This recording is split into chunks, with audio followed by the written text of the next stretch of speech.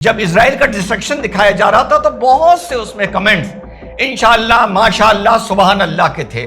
तो मैं यही देख देख के सोच रहा था ये माशाअल्लाह सुबहान अल्लाह माशाअल्लाह सुबहान अल्लाह से हाय अल्लाह कब में शुरू हो जाता है। हुई हैं, साइंटिस्ट साहब आए, गाड़ी में बैठे, ड्राइवर ने इग्निशन ऑन किया, धुई। लेकिन ट्रंप ने वीटो कर दिया और ट्रंप ने कहा कि नहीं, it is too early to take such a step. और उन्हें यह भी पता है कि हमारे ऊपर कितने मिसाइल्स दागे जाएंगे। और शायद अगर ये कह दूं तो बहुत से लोग मुझसे एग्री नहीं करेंगे, उन्हें यह भी पता है कि कितने हवा में मार गिराने हैं और कितने नीचे आने देने हैं। तो साथियों, मैं सही बताऊं, अगर मैं ईरान में होता और बड़ा बहादुर और बड़ा होशियार होता और मुझसे कहा जाता हम तुम्हें प्रमोट करके जनरल बना रहे हैं, तो मैं कहता बाबू रहने दो, हम सिपाही ठीक है, हमें जनरल ना बनाओ।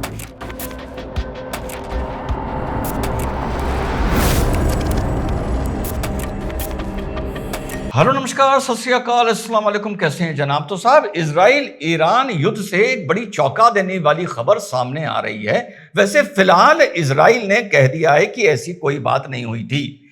खबर यह है कि आयतुल्लाह खमेनी साहब को निपटाने का इरादा ऑपरेशन राइजिंग लायन में पहले दिन ही बन गया था। ऑपरेशन राइजिंग लायन जो आज से 3 दिन पहले इजराइल ने ईरान के खिलाफ उनके न्यूक्लियर रिएक्टर्स के न्यूक्लियर एम्बिशन के खिलाफ स्टार्ट किया था, जिसमें लगभग उनके 200 फाइटर प्लेन और बॉम्बर्स इस्तेमाल हुए थे। उसमें उन्होंने पहले चरण में जो ईरान का एयर डिफेंस सिस्टम था, जो फर्स्ट लाइन ऑफ डिफेंस में था, उसको, first line of rocket batteries थी उनको, फर्स्ट लाइन पर जो मिलिट्री एस्टैब्लिशमेंट थे उनको डिस्ट्रॉय किया था, और साथ साथ उनकी कुछ न्यूक्लियर फैसिलिटीज पर भी अटैक किया था। न्यूक्लियर फैसिलिटीज को लेकर जो मैंने कल वीडियो बनाया था कि जान भी तो लो कि जंग हो क्यों रही है, उसमें कुछ लोगों ने मुझसे सवाल पूछा है, उसका जवाब आज वीडियो के एंड में दूंगा, तो जरूर देखिएगा। तो इन चीजों पर इन्होंने अटैक किया था, और उसके साथ साथ इजराइल ने बहुत हाई प्रोफाइल असैसिनेशंस किए थे, जिसमें समझिए इनकी पूरी टॉप ब्रास जो थी IRGS की, ईरान रेवोल्यूशनरी गार्ड्स की, उनको डिस्ट्रॉय कर दिया था। चाहे मिलिट्री चीफ हो, चाहे कमांडर इन चीफ हो, चाहे इंटेलिजेंस चीफ हो, वगैरह एरोस्पेस चीफ हो, वगैरह वगैरह। उसके साथ 7-8 ईरान के न्यूक्लियर साइंटिस्ट के भी मरने की, टारगेटेड किलिंग की खबर उस टाइम तक आ रही थी। उसके बाद जो रिटेलिएशन हुआ है वो ट्रू प्रॉमिस पार्ट 3 हुआ है। इस विषय पे, खमेनी साहब के विषय में पार्ट 2 में थोड़ी देर में बात करते हैं।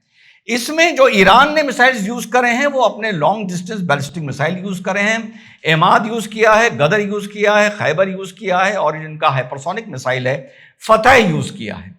कुल मिला के 260 मिसाइल्स लॉन्ग डिस्टेंस ईरान ने इजराइल पर दागे हैं साथियों, जिसमें 25-26 के हिट होने की खबर आ रही है, बाकी हवा में डिस्ट्रॉय कर दिए गए, और जिसमें 15 से 18 लोगों के मरने की खबर है। ये बिल्कुल एग्जैक्ट मैं आप लोगों को अपडेट दे रहा हूं, जो 10 सोर्सेस से मैं जोड़कर लाया हूं। इसके साथ साथ मेन जो ईरान ने जवाबी कार्रवाई में टारगेट किया है वो हाइफा को किया है, तेल अवीव को किया है।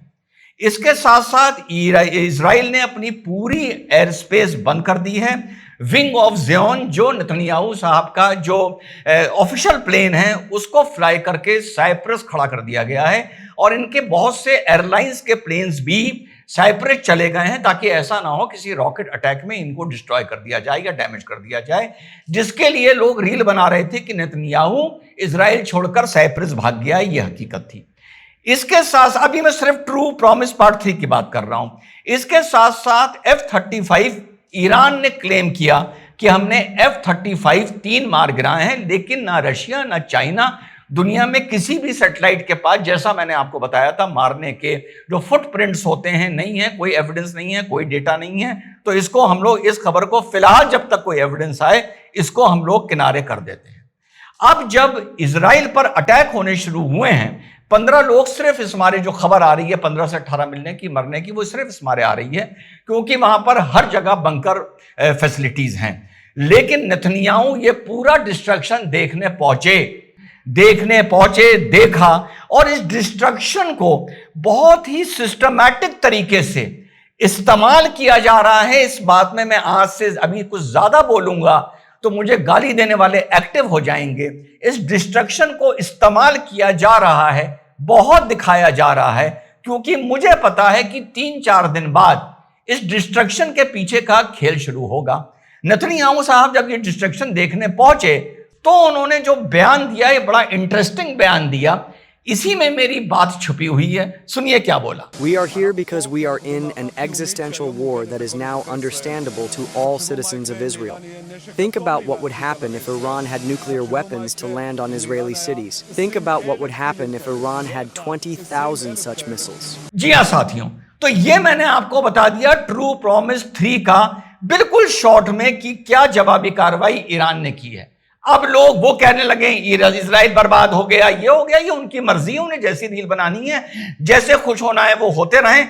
कल मैं वीडियो देख रहा था और सबके कमेंट्स देख रहा था, जब इजराइल का डिस्ट्रक्शन दिखाया जा रहा था तो बहुत से उसमें कमेंट्स इंशाअल्लाह, माशाअल्लाह, सुभान अल्लाह के थे।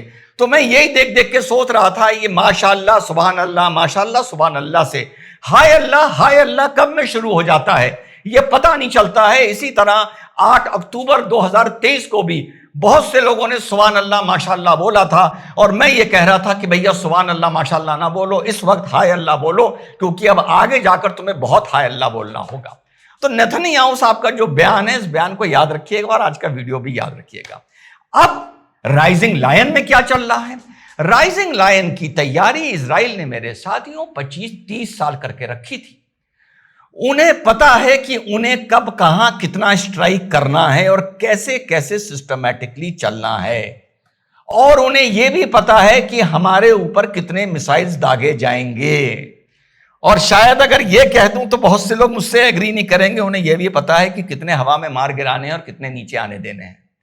ये साहब बड़े अजीब खेल हैं, इसका असर अभी आप लोगों को आने वाले वक्त में पता चलेगा। वैसे ऐसी बात मुझे बोलनी नहीं चाहिए, पर मजबूर हूं तो बंद लिफाफे में बोलूंगा जरूर। तो साहब कुल मिलाकर जो ये ऑपरेशन कर रहे हैं, इजराइल का ऑपरेशन सिर्फ इस टाइम एक तरफ ध्यान दे रहा है कि ईरान के हवा को, आसमान को क्लियर कर दो अपने लिए। किस लिए क्लियर कर दो? कि साहब हमारे 5.5 4.5 जनरेशन के प्लेन आराम से वहां जाएं और हिट करके वहां पर वापस आ जाएं। वो सिर्फ उसका ध्यान इस तरफ है, प्लस जो मिलिट्री फैसिलिटीज हैं उनके ऊपर वो अपना अटैक, उनके जो एयर डिफेंस सिस्टम है उनकी तरफ attack, ground to air attack जो उनका डिफेंस सिस्टम है उनकी तरफ ये अटैक करते जा रहे हैं। ताज्जुब होगा मशाद एयर बेस, जो एयरपोर्ट जो ईरान का है, इजराइल से 2300 किलोमीटर, इनका दिमाग देखिएगा, 2300 किलोमीटर दूर है। 1985 में तुनीसिया पर इजराइल ने एयर अटैक किया था, जो वो 2000 किलोमीटर दूर गया था, और इससे पहले ईरान पर भी हुआ था। 2300 किलोमीटर दूर इजराइल का लॉन्गेस्ट एयर अटैक हुआ है मशाद एयरपोर्ट पर। पता है वहां क्या मारने गए हैं? इनका ईरान का एक एयर रिफ्यूलिंग प्लेन, ताकि ऐसा ना हो कि गलती से कोई ईरान का फाइटर प्लेन एयर फ्यूलिंग कर इजराइल तक पहुंच जाए। भले हम उसे मार गिराएं, लेकिन यह शोभा नहीं देगा कि ईरान का प्लेन आप तक पहुंच गया। तो इन्होंने 2300 किलोमीटर दूर एक एयर रिफ्यूलिंग प्लेन को मारा है। इससे आप इन लोगों की स्ट्रेटेजी समझ लीजिए। इसके साथ साथ शरान जो इनका लार्जेस्ट पेट्रोलियम डिपो है, वहां पर इन्होंने भयंकर अटैक किया है। अब धीरे धीरे ये मिलिट्री स्टैब्लिशमेंट से एनर्जी की तरफ आ रहे हैं और सिस्टमैटिक तरीके से ईरान का एयर डिफेंस सिस्टम और एयरफोर्स को खत्म कर रहे हैं। बस फिलहाल इनका ध्यान उस तरफ है। और साथ साथ पिछले 3 दिन में, पहले दिन आज से 3 दिन पहले ऑपरेशन राइजिंग लायन में लगभग 9 इनके साइंटिस्ट मारे गए थे ईरान के, और लगभग 8-9 इनके टॉप जनरल्स मारे गए थे। पिछले 3 दिन में ईरान में 5 कार बॉम्बिंग्स हुई हैं। साइंटिस्ट साहब आए, गाड़ी में बैठे, ड्राइवर ने इग्निशन ऑन किया, धुई जा रहे हैं। एक को असैसिनेट किया गया है और 4 कार बॉम्बिंग में मरे हैं। एक कार बॉम्बिंग में आदमी मच गया जो साइंटिस्ट था। तो कुल मिला के इनके 14 साइंटिस्ट 3 दिन में इजराइल मार चुका है, और लगभग 10 टॉप जनरल, इसके अलावा जो रेवोल्यूशनरी गार्ड का हेडक्वार्टर था, जो इंटेलिजेंस का हेडक्वार्टर था, जो इनका न्यूक्लियर एनर्जी का हेडक्वार्टर था, सारे साथियों डिस्ट्रॉय कर दिए गए। तो साथियों मैं सही बताऊं, अगर मैं ईरान में होता और बड़ा बहादुर और बड़ा होशियार होता और मुझसे कहा जाता हम तुम्हें प्रमोट करके जनरल बना रहे हैं, तो मैं कहता बाबू रहने दो, हम सिपाही ठीक है, हमें जनरल ना बनाओ। अगर मैं बड़ा होशियार होता और मुझसे कहा जाता हम तुम्हें साइंटिस्ट बना रहे हैं, तो मैं कहता कि भैया मैं लैब में पोछा लगा लूंगा, मुझे साइंटिस्ट ना बनाओ। ये ऐसी दुश्मनी है जहां पहले साइंटिस्ट और जनरल मार दिए जाते हैं और सिपाही यहां पर सेफ रहता है। दुनिया में तो हमेशा हम लोगों को उल्टा देखने को मिलता है। आगे चलते हैं। तो ये लड़ाई दो तरीके से खेली जा रही है। खमानी साहब को लेके ये बिल्कुल पक्की खबर आ रही है कि पहली रात इनको भी मारने का इरादा था और जाहिर बात है मार भी सकते थे। अब इन्हें फिलहाल वहां से हटा दिया गया है, लेकिन ट्रंप ने वीटो कर दिया और ट्रंप ने कहा कि नहीं, it is too early to take such a step. और लेकिन अभी भी इजराइल ने इस चीज को डिनाई नहीं किया है, कहा है यस, खमानी साहब का असैसिनेट करना हमारी लिमिट्स में है, हमारी सोच में है, हम रुके हुए हैं और जिस दिन ये सोच लेंगे उस दिन मार देंगे। अब अपनी बात खत्म करूंगा। कल के वीडियो में जो नाटांज न्यूक्लियर रिएक्टर पे मैंने बताया था, जो इंटरनेशनल एटॉमिक एजेंसी की रिपोर्ट आई है कि ऊपर पूरा डिस्ट्रॉय हो गया है, नीचे रेडियो एक्टिविटी है पर ऊपर रेडियो एक्टिविटी नहीं है। और उस पर मैंने ये भी कहा था कि कहीं इजराइल अमेरिका ने देर तो नहीं कर दी अपनी इस सोच के लिए कि इनके पास न्यूक्लियर वेपन नहीं होना चाहिए। तो कुछ साथियों ने कोई सवाल पूछे कि रिजवान साहब ये बताइए कि ऊपर जब सिस्टम डिस्ट्रॉय हो गया है तो नीचे का तो रिएक्टर ऑटोमेटिक डिस्ट्रॉय माना जाएगा। तो यस, अगर मैं उस वीडियो में नहीं बता पाया तो आई एम रॉन्ग, ये मेरी गलती है, मुझे 60 सेकंड और समझाना चाहिए था। उसमें अगर ऊपर का सिस्टम डिस्ट्रॉय हो गया है वो फिर से बन सकता है, वो फिर बनेगा, इजराइल फिर उसको डिस्ट्रॉय कर देगा। नीचे की जो रिपोर्ट है, जो ये जो रॉड्स होती हैं, शैफ्ट्स, जो मैंने आपको बताया था जिसमें इनरिचमेंट होता है, ये वाइब्रेशन नहीं झेल पाती हैं, वाइब्रेशन में ये डैमेज हो जाती हैं। तो जैसी इंटरनेशनल एटॉमिक एजेंसी की रिपोर्ट बता रही है कि अंदर रेडियो एक्टिविटी फैल गई है, तो अगर अंदर रेडियो एक्टिविटी फैल गई है तो आप ये समझ लीजिए कि वो न्यूक्लियर रिएक्टर अब पूरी तरह टेक्निकली स्पीकिंग बर्बाद हो चुका है, अब वो एक्टिवेट नहीं हो पाएगा।